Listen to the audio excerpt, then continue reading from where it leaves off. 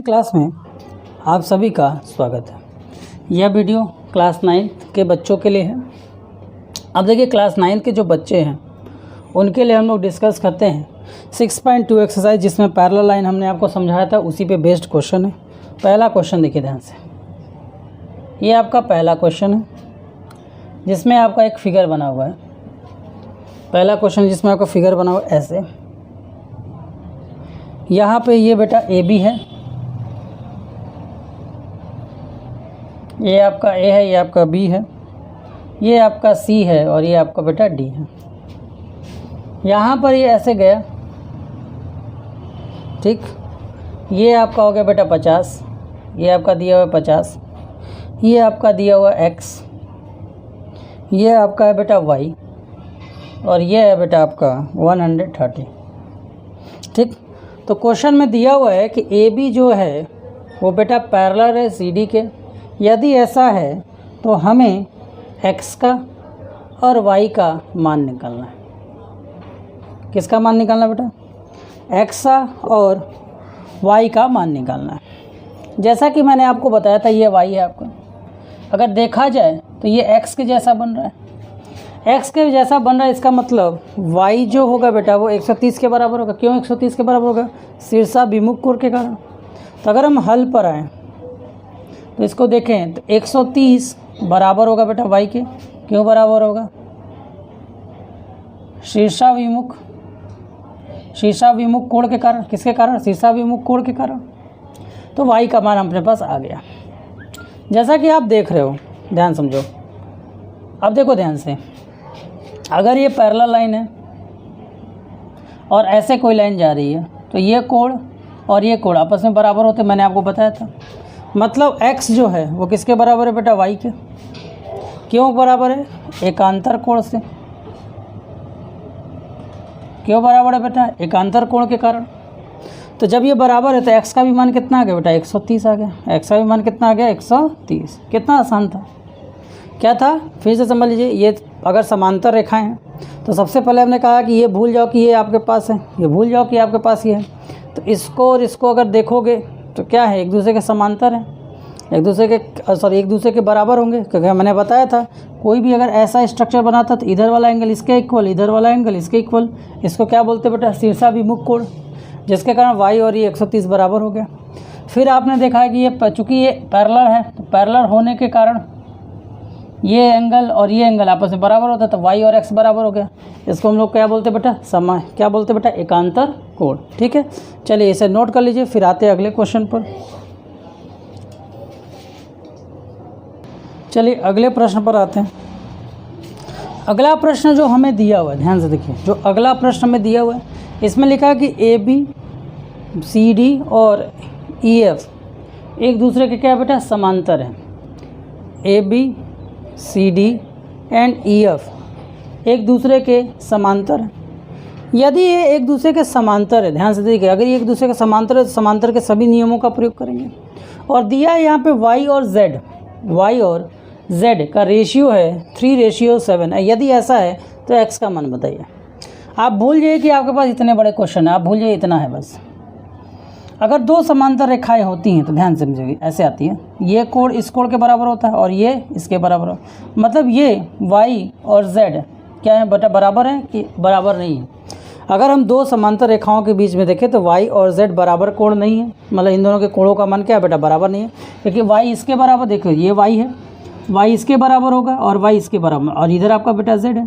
तो जो दो अनइक्वल एंगल्स होते हैं, आपको याद होगा जब मैंने समांतर रेखा का जब इसका पिछला वीडियो आप देखोगे तो मैंने बताया है दो अनइक्वल एंगल्स, दो असमान कोणों का योग हमेशा क्या होता है? 180, यदि वो समांतर रेखाओं की तिर्यक रेखा पर बने कोण है तो इसके लिए अगर हम हल की बात करें तो हम सबसे पहले लिखेंगे माना। जब भी इस तरह के क्वेश्चन आते तो y की वैल्यू को आप मान लीजिए 3a, x नहीं मान रहे क्योंकि x दिया हुआ है, और z की वैल्यू को मान लीजिए आप 7a। तो जहाँ तक हमको पता है कि एंगल y और एंगल z को अगर हम जोड़ेंगे तो कितना मिलना चाहिए? हमें 180 मिलना चाहिए। क्यों 180 मिलना चाहिए भाई? आखिर उसके पीछे कारण क्या है? तो y और z को अगर हम जोड़ेंगे तो हमें कितना मिलना चाहिए? 180 मिलना चाहिए। क्यों 180 मिलना चाहिए? इस बात को समझिए। तो 80 इसलिए मिलना चाहिए क्योंकि ये दोनों क्या बेटा असमान कोण है। तो इसका मतलब y का मान अपने पास बेटा 3a है प्लस z का मान अपने पास कितना है बेटा, z का मान अपने पास 7a है जिसके बराबर 180 हो गया। दोनों को जोड़ा तो कितना आ गया बेटा 10a बराबर 180। a का मान कितना हो जाएगा 180 बटे में 10 और a का मान कितना हो गया बेटा 18। a का मान कितना हो गया बेटा 18। तो जब आपको a का मान 18 मिल चुका है, a का मान कितना मिल गया 18। इसी तरह अगर आप इसको भूल जाओ तो आप देखो y और x भी अनइक्वल एंगल्स हैं। अनइक्वल एंगल x किसके बराबर होगा, इधर के बराबर होगा। मतलब x और y का भी क्या होगा, योग क्या होगा बेटा 180 होगा। तो हम यहाँ पे लिखेंगे x प्लस वाई बराबर 180 होगा। तो 180 होने से पहले हमको जो वैल्यू दिया गया है इसके अकॉर्डिंग अगर हम बात करें तो पहले हम देखो यहीं पर हम बात करते हैं। पहले हम क्या करते हैं y की वैल्यू को निकाल लेते हैं। पहले हम क्या करते हैं बेटा y की वैल्यू को यहाँ पे हम निकाल लेते हैं। पहले हम y की वैल्यू को निकाल लेते हैं, उसके बाद ये फार्मूला यूज़ करते हैं। तो y की वैल्यू कितनी है बेटा 3a है, मतलब इंटू a का वैल्यू कितना है बेटा 18, मल्टीप्लाई करो कितना आ जाएगा बेटा 54। तो अब आपके पास x प्लस वाई की वैल्यू कितनी होगी 180 होगी। x की वैल्यू कितनी है, x की निकालनी है, y की वैल्यू 54 है, इधर 180 हो गया। इसको शिफ्ट करिए इधर तो x की वैल्यू कितनी हो जाएगी 180 माइनस 54। अब इसको अगर हम सॉल्व आउट कर दें, अब अगर इसको हम क्या करें बेटा सॉल्व आउट करेंगे तो कितना आएगा 80 120 मतलब 126 x की वैल्यू आ गई। चलिए इसे नोट कर लीजिए।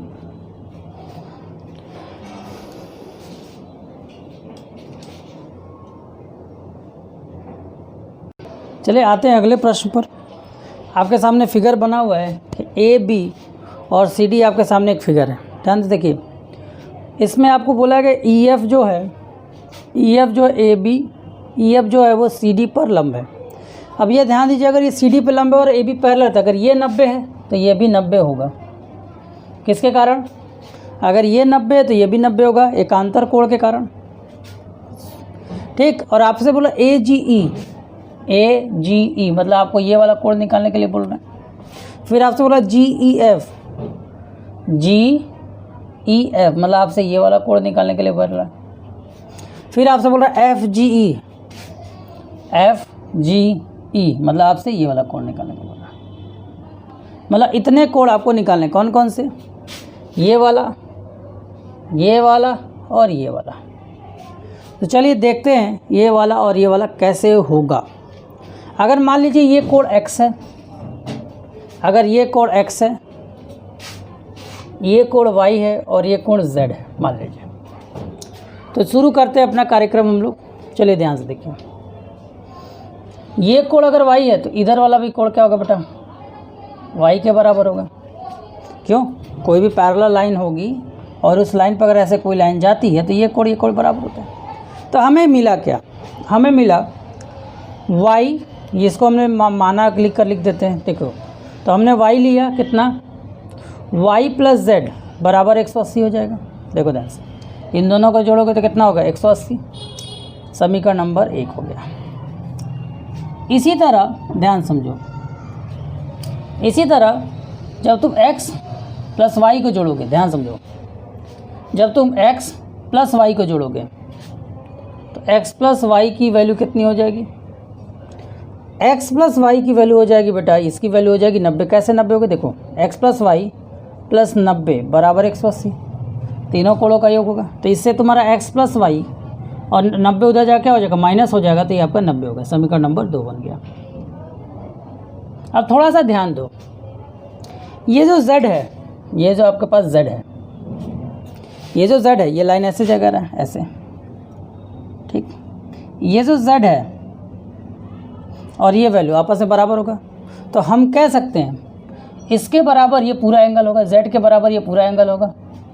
तो जब हम पूरे एंगल की बात करेंगे तो z के बराबर क्या होगा बेटा, x भी आएगा 90 भी आएगा। तो z की वैल्यू क्या बेटा x प्लस 90, z की वैल्यू क्या बेटा x प्लस 90। ठीक, चलो x की वैल्यू क्या है बेटा z प्लस 90। तो चलिए इसको अब और आगे हम लोग करने का प्रयास करते हैं। ठीक है बेटा, जहाँ तक हमको पता है इस एंगल का नाम क्या बेटा GED, और हमको जो GED, हमको एंगल GED की जो वैल्यू दी गई है वो कितनी दी गई है बेटा? 126।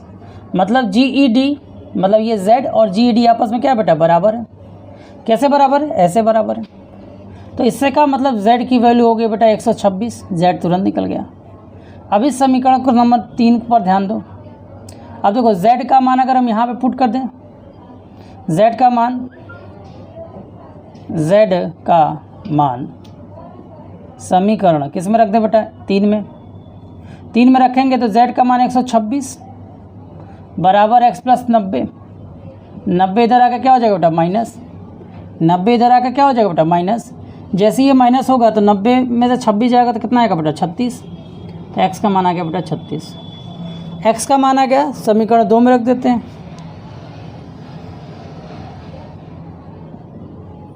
समीकरण 2 में जैसे ही 2 में रखोगे x के बराबर 36 प्लस y बराबर 90, 36 को उधर भेज देंगे तो y का मान कितना हो जाएगा? 90 में से 36 जाएगा, कितना बचेगा बताइए?